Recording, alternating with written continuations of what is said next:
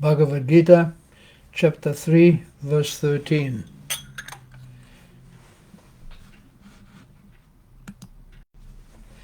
Jaya Radha Madhava Kunja Bihari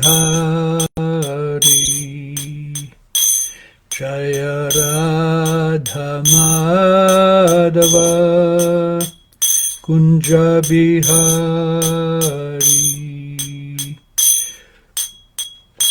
Jaya Gopi Jana Vallabha Girivaradhari Gopi Jana Vallabha Girivaradhari Yashodanandana Braja Jana Ranjana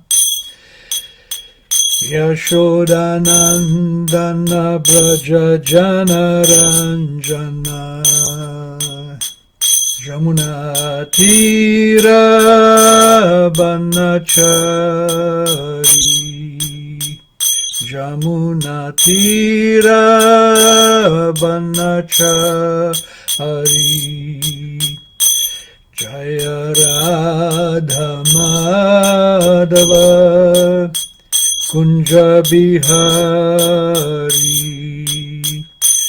Jaya Radha Madhava Kunja Bihari Jaya Gopi Jana Vallabha Girivaradhari Jaya Gopi Jana Vallabha Girivaradhari Yashodanandana Braja Jana Ranjana Yashodanandana Braja Jana Ranjana Jamuna Tira Banachari Jamuna Tira Banachari Jaya Radha Madhava Kunja Bihari Jaya Radha Madhava Kunja Bihari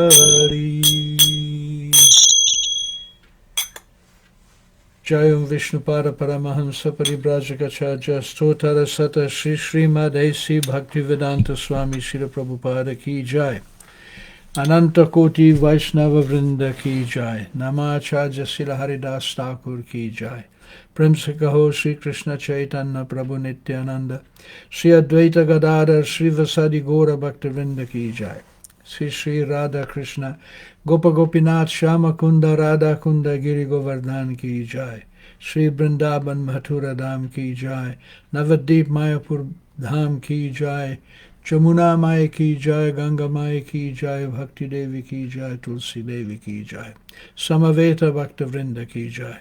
All glories to the assembled devotees. All glories to the assembled devotees. All glories to the assembled devotees. Bhagavad Gita, chapter 3, verse 13.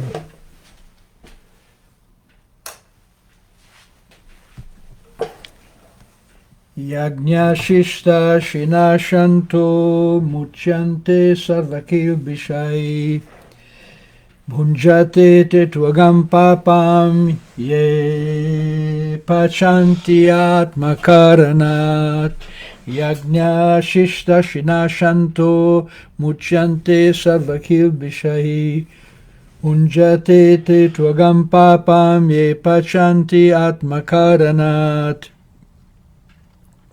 Yajna shishta shinashanto muchyante sarvakil bishahi bhunjate te tvagam papa ye pachanti atmakaranat. Yajna shishta, food taken after performance of yajna. Ashinaha, eaters.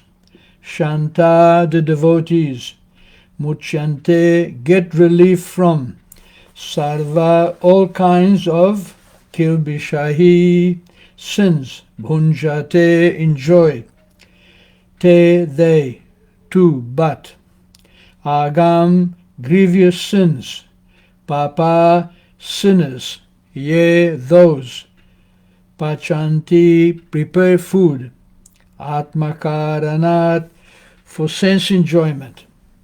Translation and purpose by Srila Prabhupada. The devotees of the Lord are released from all kinds of sins because they eat food which is offered first for sacrifice.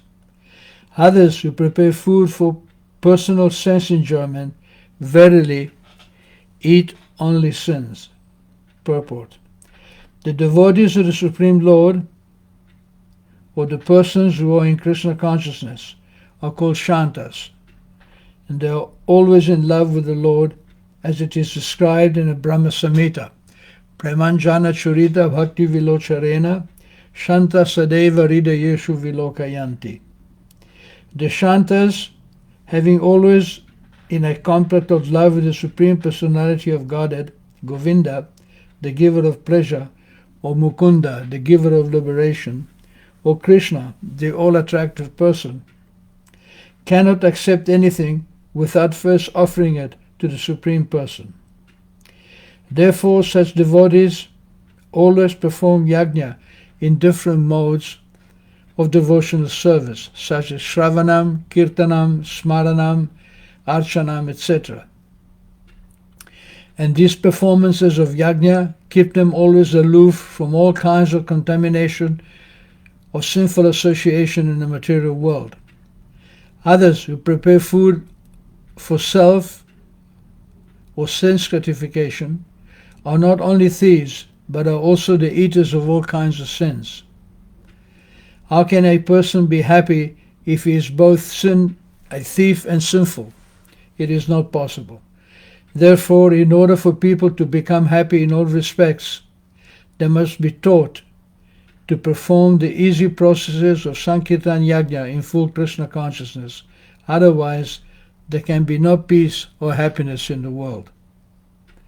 Yajna Shishtashina Shanto Muchyante Sarvakil Bishahi Hunjate Tetrogam Papa Ye Pachanti Atmakaranat. Hare Krishna. So, here it is very clearly explained that if you cook food and don't offer it to the owner of that food, you become a thief. Makes sense. We are, as I often explain, we are born with nothing. Nothing belongs to us, nor can we create anything. We cannot create food. We cannot create any of the materials which sustain life in this world. Therefore, everything belongs to somebody else. Now, you may believe in God or not, but you have to believe that nothing belongs to you. It's not a question of belief. It's a question of fact. The fact is that we own nothing. Everything belongs to a superior authority. Our superior, the authority is superior because the production of the things that we need to sustain life are out of our hands. If there is a drought, if there is a flood, if there is an earthquake, if there is a upheaval of the material status quo, then we will go hungry. We cannot produce food. It is beyond our control. Therefore, one of the names of God is Ishvara. And in the Bhagavad Gita, Krishna says that this Ishvara is seated in everyone's heart. Ishvara sarva bhutanam ridesh Arjuna tishtati. He's teaching Arjuna, he's teaching us. He's not saying any name. He's not saying Krishna. He's not saying God. He's saying Ishvara, the supreme controller. So even if one is an atheist, even if one doesn't believe in a personal form of God, even if one is an offender, an impersonalist, who denies the personality of Godhead.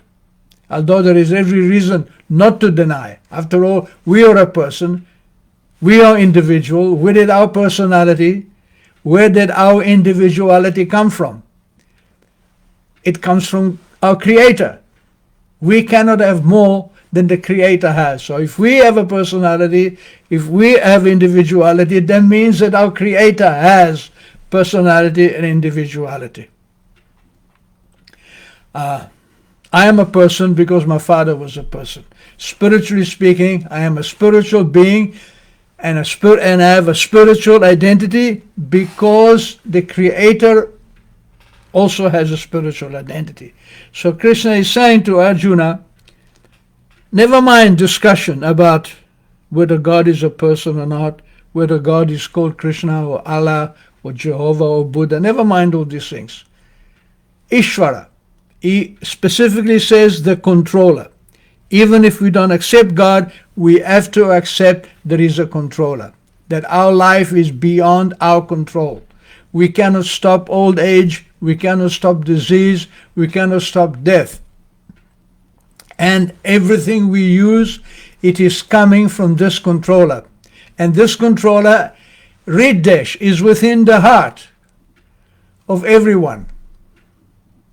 Brahmayam sarva bhutani yantrarudani mayaya. And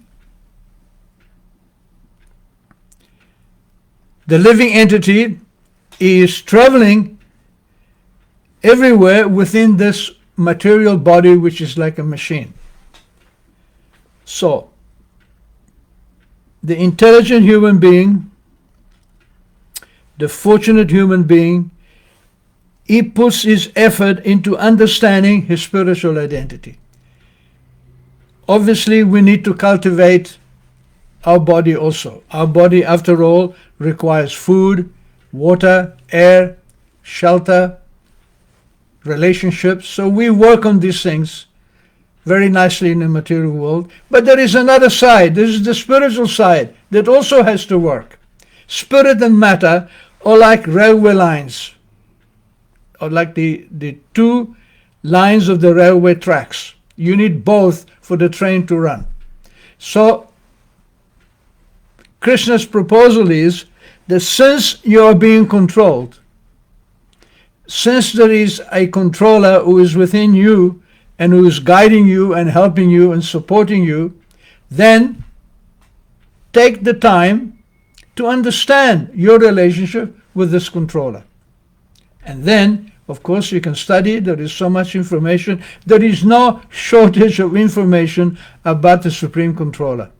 There is no shortage of information about our spiritual side. But because we are absorbed in exploiting the material energy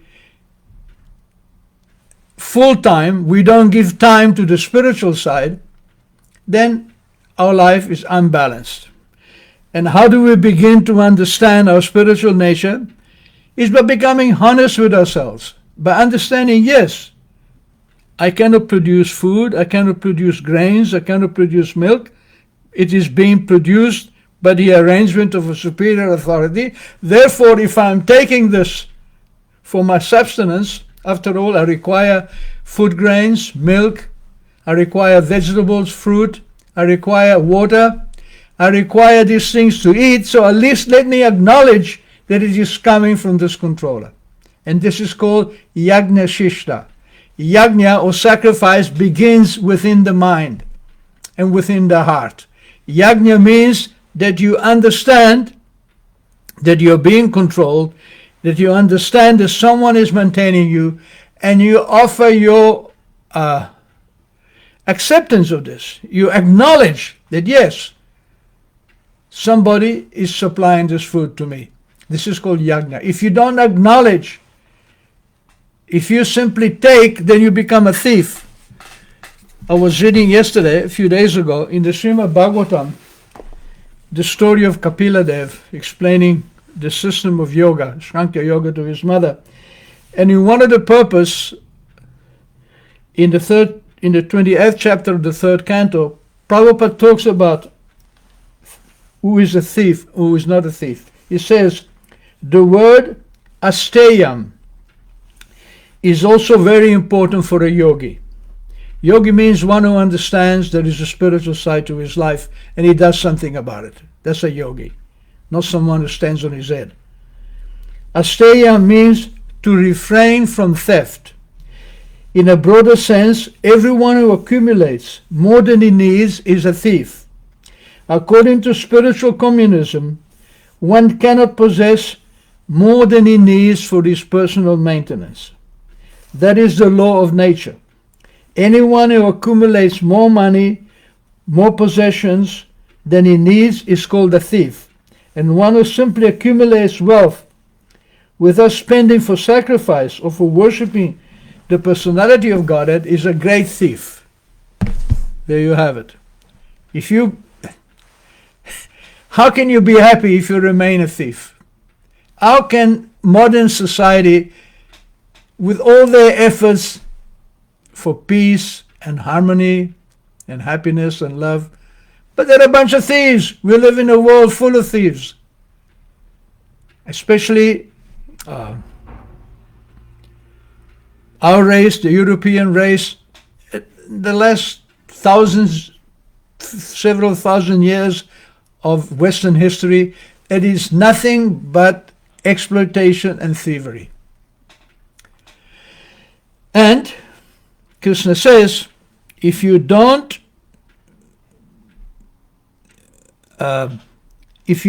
come off this mental, if you don't change this consciousness, you cannot be happy. And you begin by offering your food in sacrifice. In every religion, there is some system of grace, some system of thanking God for what He's giving us. And, of course, Krishna says that you give me fruit, leaves, and water, I'll accept it. Patram, pushpam, phalam, toyam. Fruit, leaves, vegetables, water, toyam, pushpam, flowers. These things Krishna accepts. Yo me bhakta prayachati, if you offer them to me with love and affection, in bhakti, in devotion. Otherwise, bunjate te tuagam papam ye pashanti atmakaranat. So Krishna says, if you don't offer me the respect and the recognition that I'm supplying you these necessities, you become a thief. And how can you be happy if you're a thief? So, Krishna says, Tad aham bhakti uparitam ashnami. He says, I will eat if you offer me with bhakti, with devotion. And prayata atmana. Prayata atmana means someone who is religious, who is honest in his life, who doesn't exploit others. Ishavasham vidam sarvam yat kincha jagyatam jagat. Everything within this universe, jagyatam jagat, within this universe, everything, every little thing is owned and controlled by Isha, by the Supreme Controller, by God. Isha avasyam vidam sarvam, everything. Tena tyaktena bhunjitaha, you're allowed to have your share of what you need. Magrida, but you cannot hanker kasyas vidanam, what belongs to somebody else. This is the fallacy of modern democracy, of modern capitalism, that we take more than our share. We exploit others. And what to speak of exploiting others, we actually kill others. Every day, millions and millions of innocent animals are sent to the slaughterhouse. Every day, there is so much violence being committed. No wonder that violence comes back to us. If you don't have compassion, people who have no compassion for animals tend not to have compassion for human beings as well. So these are the basics, ABC of spiritual life. Spiritual life doesn't mean going to church on Sunday or going to the mosque on Friday or to the synagogue on Saturday and making some show of religion. That's not religion. Religion means to understand our relationship with God. And we have a choice. If we don't choose to understand and act upon our relationship with God, then we will remain in a material world. You might say, all right, forget about God. I am happy. I am independent. I will stay in the material world. Yes, you can stay here, but there is 4 big problems with staying in the material world. Jamma, Mrityu, Jara, Vyadi. Birth, death, old age, and disease. You cannot escape this. You cannot make a permanent solution. You may be happy with a temporary solution, but that will not help us, because ultimately we are spirit, soul, we are eternal, we are different from the body. The body can never give us eternal life. The body can never give us the full satisfaction of that we require. And there is no guarantee of what happens in the future. So being a thief in this life, having no guarantee where you'll go in the next life, is this a basis for happiness? Is this a foundation where you can actually build something upon? No. No. Ishvara Sarva Bhutanam. You have to go and acknowledge the presence of the Supreme Controller. And He is not far away. He is within your heart. This wonderful facility is given to us because it is our nature. You do not need to acquire Krishna consciousness elsewhere. It is Nitya Siddha. Lord Chaitanya said, Nitya Siddha Krishna Prema Shadya Kabunai. The Krishna Prema, or our bond of love with our Creator, with God, it is Nitya Siddha. It is eternally present within our heart. Shadya Kabunai. You don't get it from any external endeavor. It's not because I'm very learned, or because I'm very renounced, or because I'm very rich, or very aristocratic. That doesn't mean that I can please God unless I use these facilities in His service. What does it mean to serve God? What it means to serve God is said here, Yajna Shishna, is to accept everything as His mercy, as His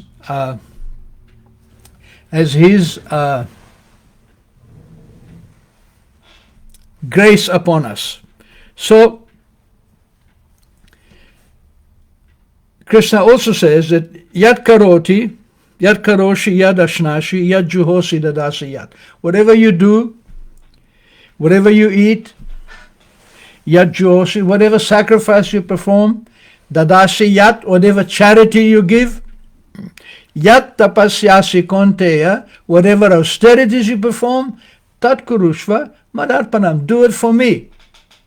What is the reason behind this request from Krishna? The reason behind Krishna's request that whatever we do, whatever we offer in sacrifice, whatever we eat, whatever charity or austerities we perform, if we do these things for His pleasure, He's asking us to do this for a very good reason. The reason is that by doing this, our eternal relationship with Him becomes manifested. The spiritual side of our nature becomes prominent.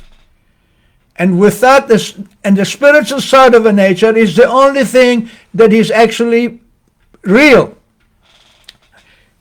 Our material side of nature, identification with this body, is temporary and unreal. Therefore, in the purport, Srila Prabhupada quotes the verse from the Brahma Samhita, Premanjana Churita Bhakti Vilocharena, that how to actually see the presence of God everywhere is by putting the salve of love over our eyes. Prema Anjana. Anjana means like a salve, like a medicine that you rub in your eyes to make them clean. Prema means love. Bhakti Vilocharena, and that love is based on devotion. Love doesn't mean to take. Love means to give. Therefore, love is called bhakti. Bhakti means two.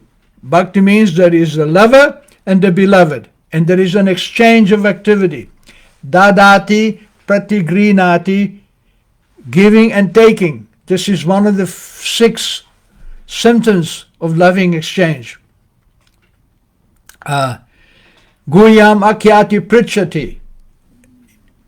When you exchange with Krishna, he gives you so many raw materials to maintain your body, and in sacrifice he offered it back to him. That is giving and taking. Dadati pratigrinati. Guyad, what is secret, what is within your heart, what is confidential. Akyati prichati, you exchange that with Krishna and his devotees. You reveal your heart. Prayer is not some simple parroting or some poetry. Prayer means to reveal your heart, to reveal your innermost feelings. So that's akyati prichati. And to inquire from Krishna, how may I make progress? How do I become free from the imprisonment of the material world? How do I become honest? How do I stop being a thief? So, bhunkte bhojayate chaiva. And then the 4th exchange is that you offer food to Krishna and you eat his prasadam. The same as with friends.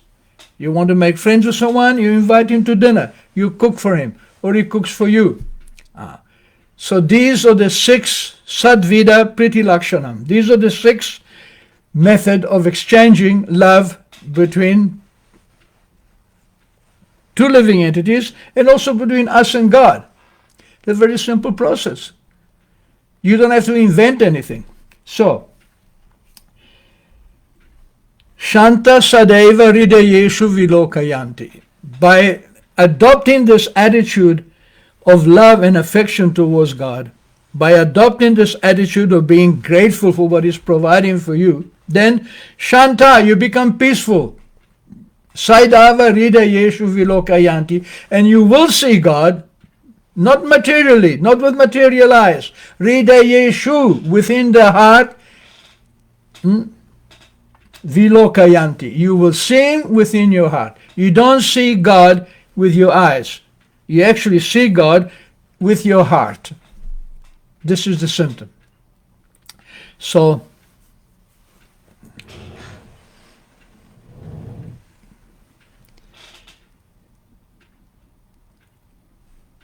there is so many times in the Bhagavad Gita, Krishna repeats again and again and again how He is maintaining all of us. Nitya nityanam chetanas chetananam eko bahunam. There is eko, there is one. Bahunam yo vidatati kaman, who is different from the many. Why? Because He's maintaining everybody. So this idea of becoming an honest living entity, of not being a thief, that is key to making spiritual progress. And Krishna is asking us, you offer me food which doesn't require violence. Therefore we don't engage in animal killing. We don't eat meat and fish. We don't kill animals. We eat, you might say, well, you may be a vegetarian. You may be offering Krishna vegetarian food, but those vegetables also have a life.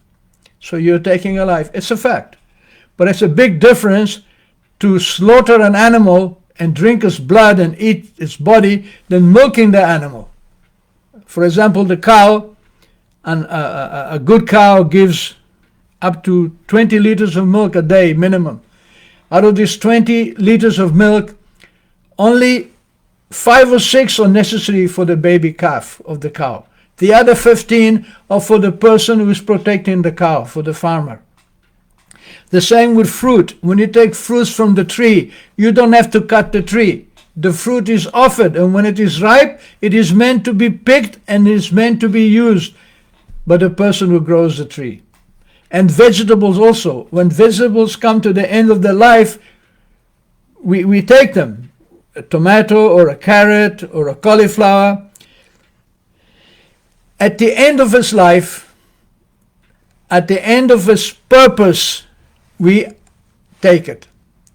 The same with rice or wheat. When rice, I saw in India that when rice is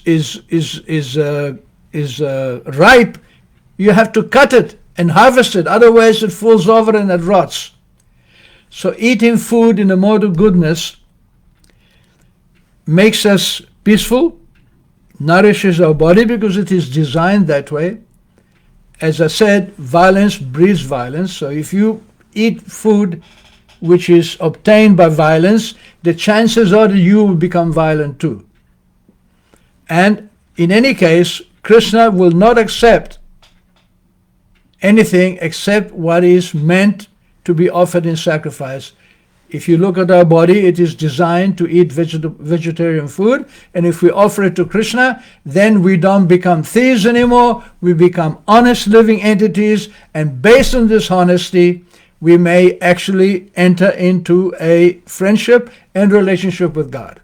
But if you are dishonest, if we are thieves, if we are rascals, criminals, then just like in normal society, if you're a criminal, you don't follow the law, you don't follow the government, you don't follow the rules and regulations of society, you become a criminal, and the government will persecute you, put you in prison, and make you suffer. So we have had enough of suffering. Let us pray to Krishna to give us an opportunity to awaken our relationship with him. Then we can actually go and live with Krishna. Living with Krishna means no more material body, no more no more birth and death, no more reincarnation.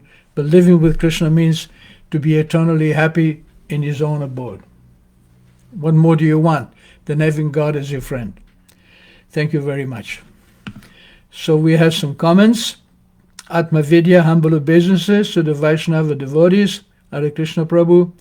Anna Maria, Hare Krishna, greetings and obeisances from Colombia to all the assembled devotees. All glories to Srila Prabhupada. Jai. Rob Illings, Hare Krishna, pranams to all. Al Wolf, the British stole their crown jewels from various countries. Do you need your juvelier's ring for health reasons? Yes. I have two rings. One is a ruby and one is a white sapphire.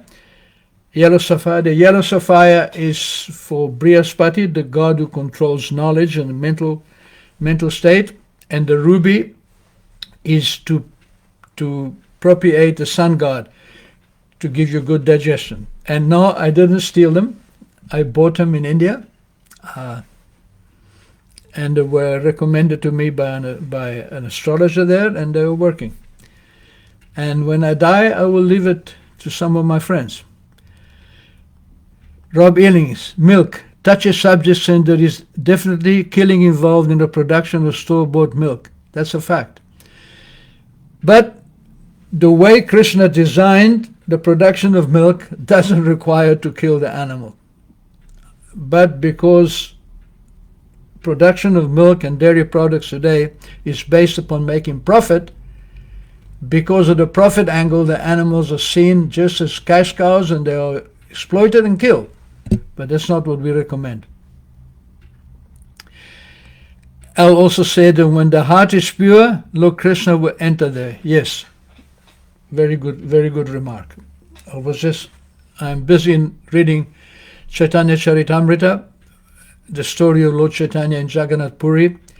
And just before the Ratha Yatra, or the annual festival, when Lord Jagannath comes out of his temple and goes to another temple called Gundicha, before this event, Lord Chaitanya took all his associates and he very, very carefully cleaned the Gundicha temple. First with hundreds of brooms they swept, then with hundreds of pots of water they cleaned the ceiling, they cleaned the walls, they cleaned the floors, and after cleaning with water, they sat down and picked up all different dust and particles of stone, of pebbles, and made the whole place so clean so that it was fit for Lord Jagannath to come there.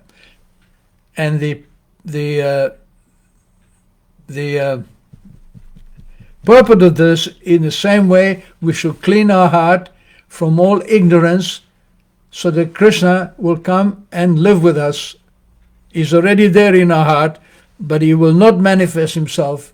He will not interface with us on a personal level unless our heart is clean. Just like if you invite a friend to your house, then you have to treat him with respect. You have to treat him with love and affection. Then the friendship grows. Thank you very much. So we'll see each other on Friday. If you have any more comments, please feel free to post. Hare Krishna.